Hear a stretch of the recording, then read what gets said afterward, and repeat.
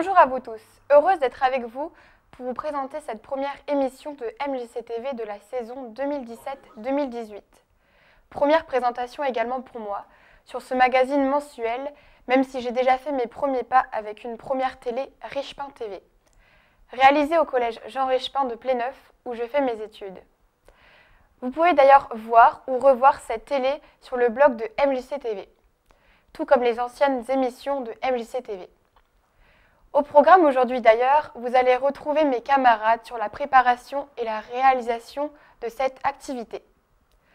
Un petit retour sur les vacances de cet été avec une nouveauté au Haras national, le marché artisanal de l'été. Et, plus près de nous, les journées du patrimoine, bien connues maintenant de tout le monde. Mais pour commencer, retrouvons-nous en compagnie de plus d'une vingtaine d'élèves de 4e et 3e du collège Jean Richepin de Pléneuf-Valandry pendant la dernière année scolaire 2016-2017. Vous allez découvrir comment ils ont travaillé cette première émission qui n'est sans doute pas la dernière. Un reportage de MJC-TV. Réaliser une émission TV avec des jeunes collégiens pourrait se révéler être une gageure. Ce serait sous-estimer les possibilités de motivation que peut avoir cette jeunesse. Et pourtant, ça s'est passé avec des élèves du collège Jean Richepin de Pléneuf-Valandry. Plus d'une trentaine d'élèves de ce collège a participé à la mise en place de cette télé appelée tout simplement Richepin TV. Il suffit de voir le générique de fin sur YouTube ou notre blog MJC-TV. Même la musique du jingle et du générique de fin a été composée par les musiciens de la CHAM.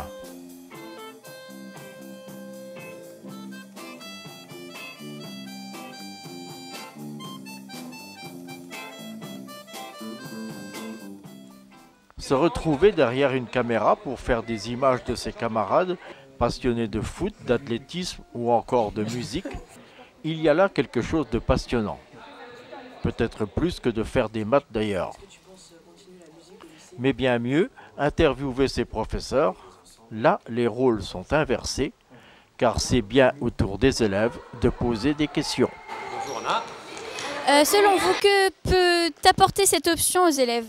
Alors dans un premier temps, l'objectif de l'option est de permettre aux élèves d'approfondir leur pratique en athlétisme, donc d'apprendre de nouvelles choses dans la discipline athlétique. Plus fastidieux peut-être de rédiger ces questions, d'écrire le commentaire des reportages ou le conducteur de l'émission, et c'est au CDI que cela se passe sous les conseils de Madame Kozik. Arrive le jour de l'émission proprement dite. Y aura-t-il de l'occupation pour toute l'équipe? Il faut une présentatrice. Pas de problème, Emma nous impressionne par ses facilités. Elle gère son texte comme si elle avait déjà tenu ce rôle et sait poser les bonnes questions à ses invités. Une future présentatrice pour MJC-TV. Bonjour à tous et merci d'être avec nous pour cette émission spéciale réalisée par des élèves de 4e et 3e du collège Jean Richepin de Pléneuf-Valandry avec la collaboration de MJC-TV de Lamballe. Il faut des cadreurs sur le plateau. Beaucoup de volontaires pour réaliser un bon cadrage suivant les conseils des membres de MJC-TV. Quelqu'un aussi pour régler la vitesse du téléprompteur en fonction du débit de la présentatrice.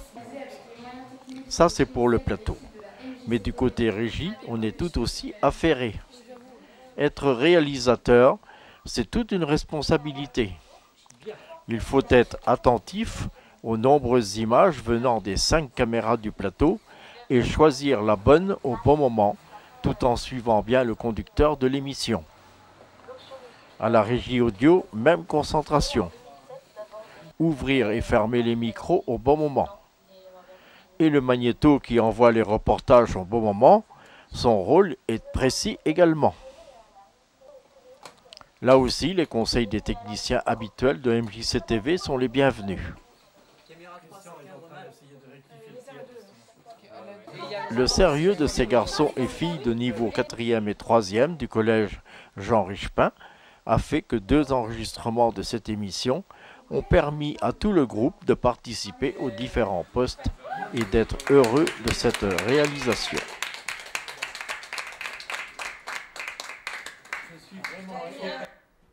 C'était une première à Lamballe cet été.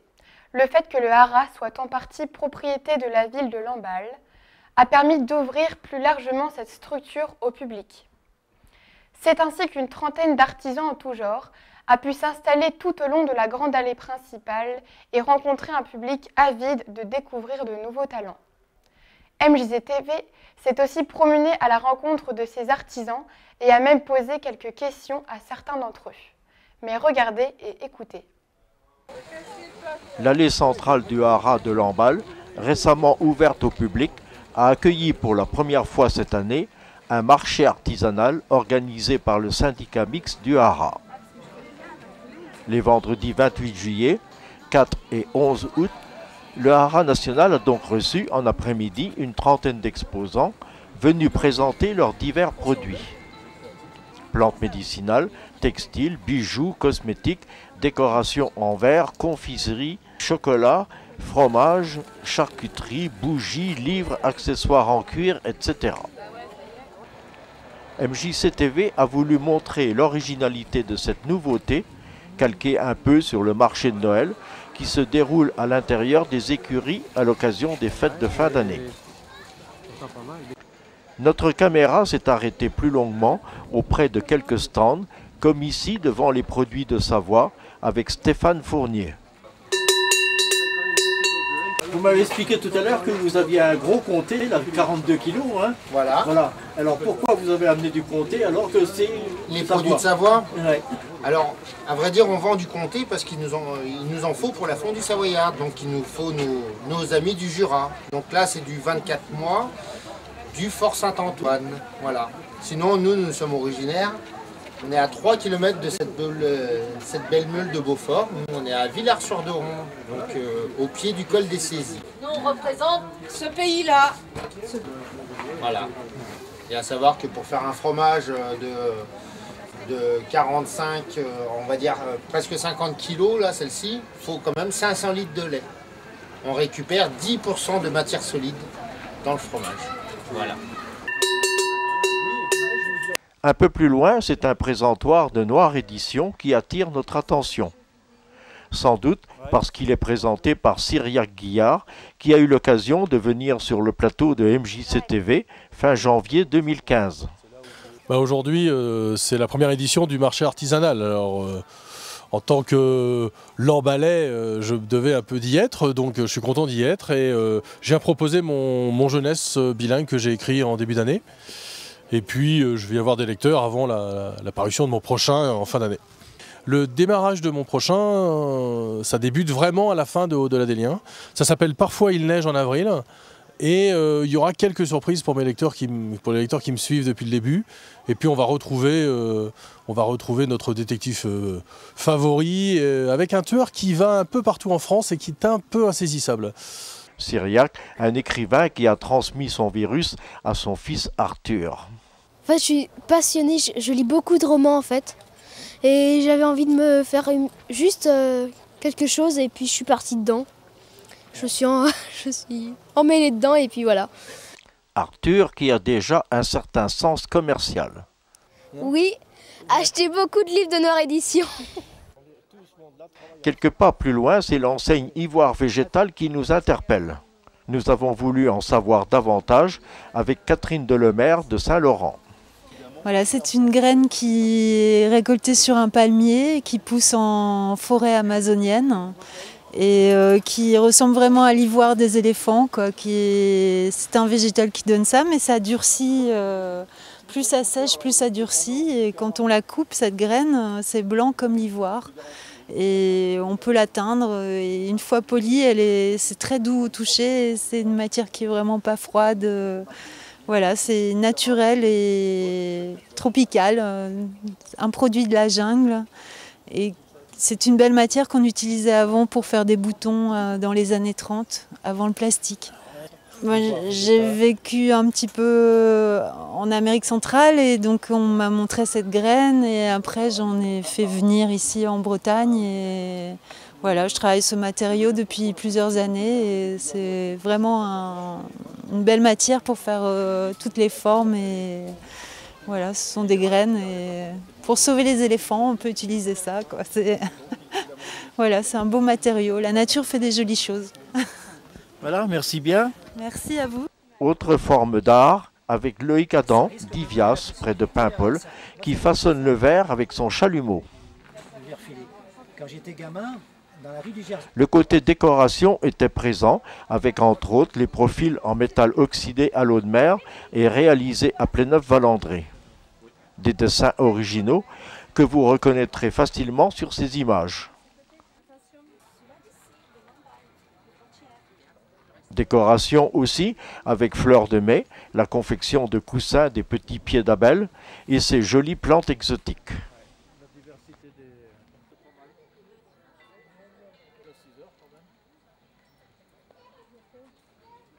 Et le côté gustatif n'est jamais oublié, depuis le tendre nougat de Madame Malherbe, en passant par les fermes du Pourpré et de Cravia, sans oublier les chocolats et biscuits de Philippe Lemercier, ou encore la cidrerie Benoît, ou le domaine Domé pour ses vins de Loire.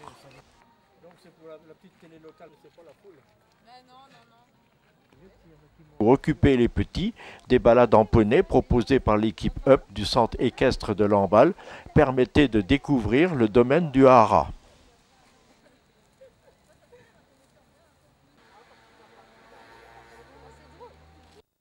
Plaisir des yeux et plaisir de la bouche étaient au rendez-vous ces 3 après-midi d'été et souhaitons que cette première expérience soit renouvelée.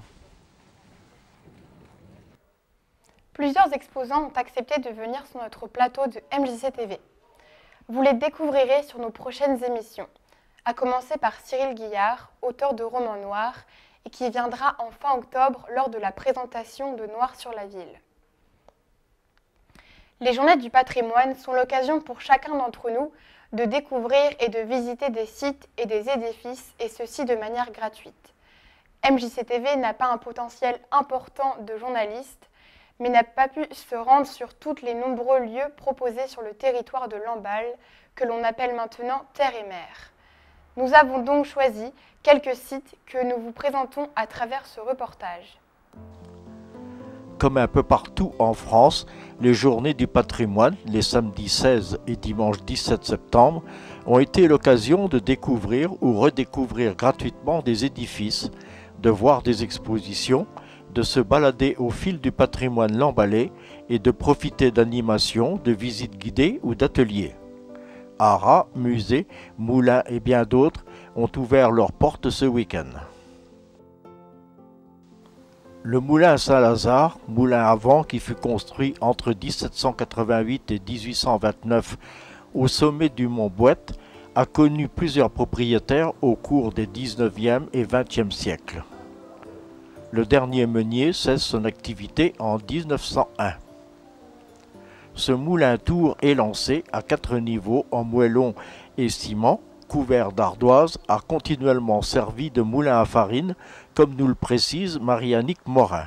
Ce moulin servait à faire de la farine et il a été arrêté au début du siècle dernier. Et il a été habité pendant plusieurs années. Et Marie-Annick Morin est secrétaire de l'association de quartier des Chevreuils de Saint-Lazare, qui en a fait son bureau et salle de réunion.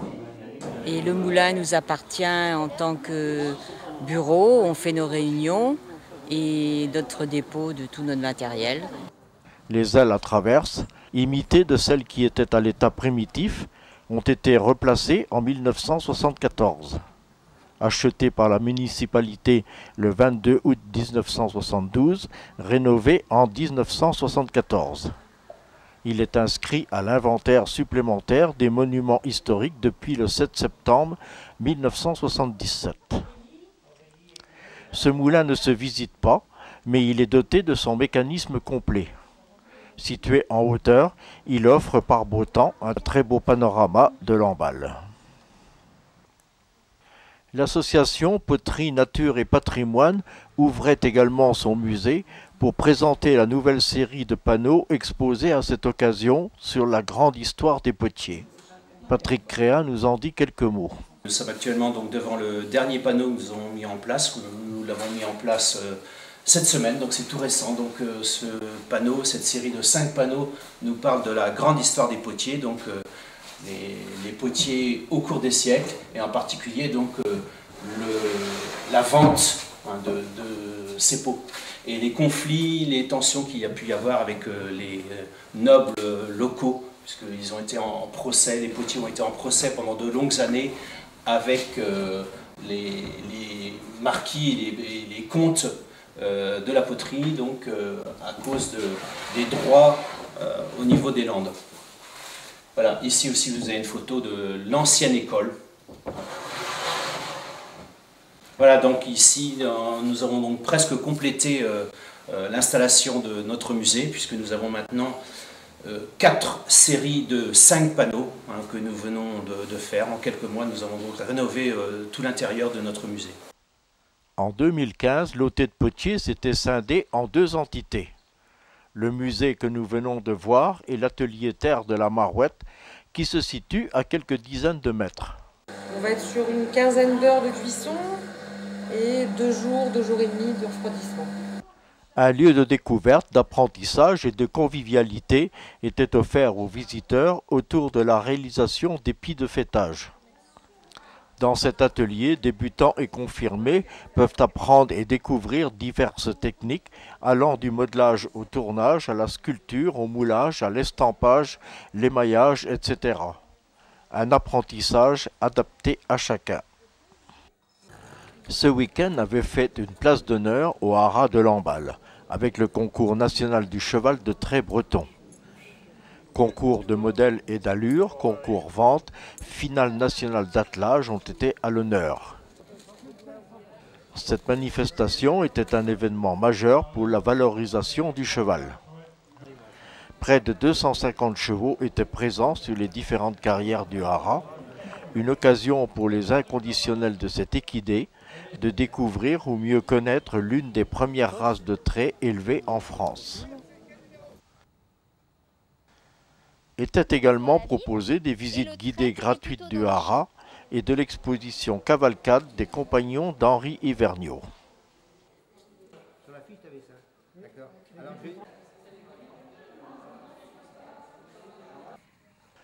Qui peut mieux nous faire apprécier le fonds ancien de la bibliothèque que Nicole Lecorgne, directrice de la bibliothèque municipale de Lamballe. Cette chambre de lecture, ce qui fait qu'on a un fonds qui n'est pas un fonds sur l'histoire de Lamballe. C'est pas du tout ça. C'est un fonds qui traite de choses très hétéroclites. C'est 4000 documents.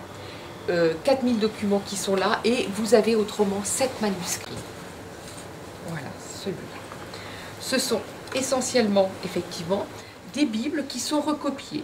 Donc les Bibles sont recopiées, donc c'est du papier ou du parchemin, et c'est écrit à la main avec une plume. Donc il faut bien se rendre compte que nos moines copistes, eh bien, ils recopiaient ces extraits de Bible ou ces commentaires à la bougie, quasi dans le noir, et bien évidemment sans lunettes. De la place. Oui, alors pas forcément, parce que vous regardez le papier, comment il est strié. Le papier a bougé. D'accord. Le papier a bougé dans le temps. Tu veux pas? Alors, allez-y, sous-pesez le livre. Eh ben, ça pèse son poids. C'est du bois. Celui-là est beaucoup plus lourd. C'est du bois. Alors, les couvertures étaient en bois, et donc celle-là a été restaurée. Donc effectivement, elle a été un petit peu mangée, mais c'est du bois. Bon, et puis là, c'est effectivement du lin ou du chanvre en fil. Ces journées sont l'occasion d'aller à la rencontre de ces passionnés, bénévoles ou professionnels, qui œuvrent au quotidien pour la reconnaissance, la sauvegarde et la mise en valeur du patrimoine.